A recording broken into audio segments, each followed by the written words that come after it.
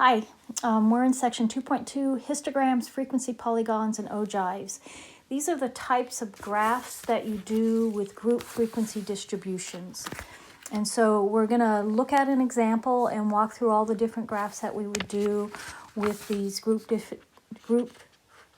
frequency distributions and talk about their shapes also.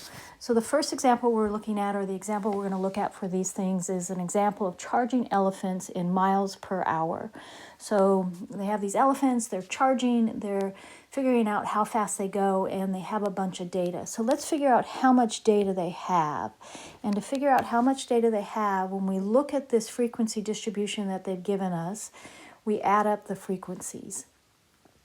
So 1 plus 9 is 10, plus 14 is 24, 29, 30. So they have 30 elephants they measured the speed of when they were charging. Now what we want to do to create the graphs that we need to create is we have to do a more expanded chart. So in this expanded chart, we need class limits. So this is the table or the frequency distribution that we're going to do.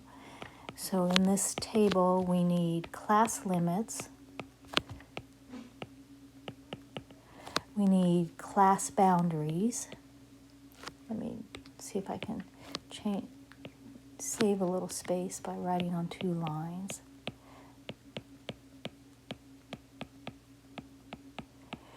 We need the midpoint of the class. We need the frequency of the class. And the last thing we're going to need is the cumulative frequency. All right, so those are the headings that we have for each of these things. Class limits, class boundaries, midpoint, frequency, and cumulative frequency.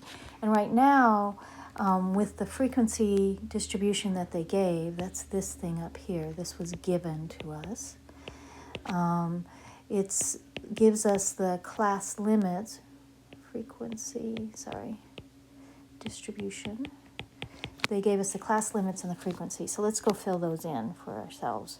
So 18 to 20, 21 to 23, 24 to 26, 27 to 29, and 30 to 32. And the frequency they gave us was 1, 9, 14, 5, and 1.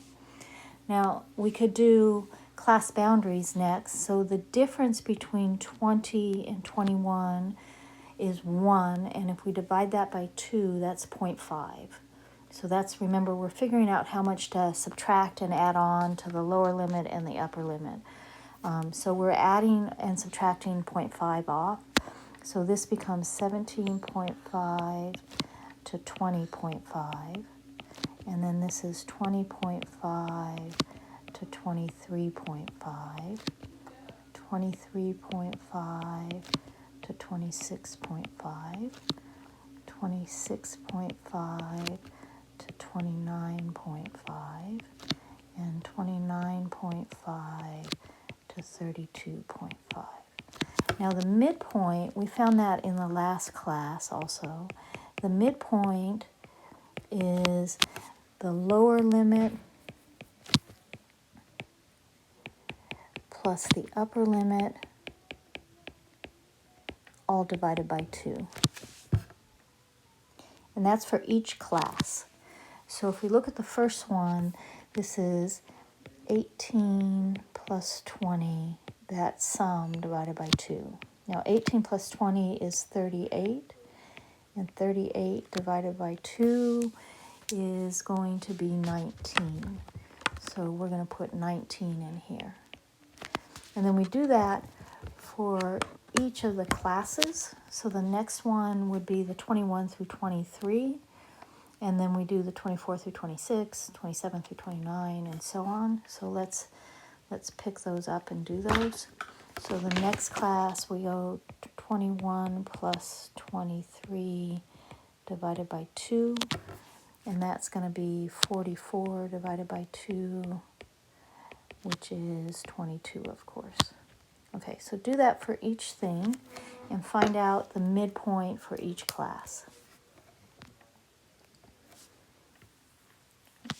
So the next one should be 24 plus 26. That's 50, and half of 50 is 25. 27 plus 29, what is that? That's 56. So this is 28. And 30 plus 32 is 62, so this is 31. Okay, so now we have the midpoints. And then the cumulative frequency, remember, this is the sum of all the lower classes. So the first cumulative frequency is always the same as the frequency, and then we start adding. So 1 plus 9 is 10, 10 plus 14 is 24, 24 plus 5 is 29, and 29 plus 1 is 30. All right, and remember our frequency that we had was there are a total of 30 elephants that we had. All right, so we have this table, and now from this table, we're going to create the different graphs. And this has all the information on it that we need for every graph. So we're going to stop now, and the next thing we're going to do is a histogram.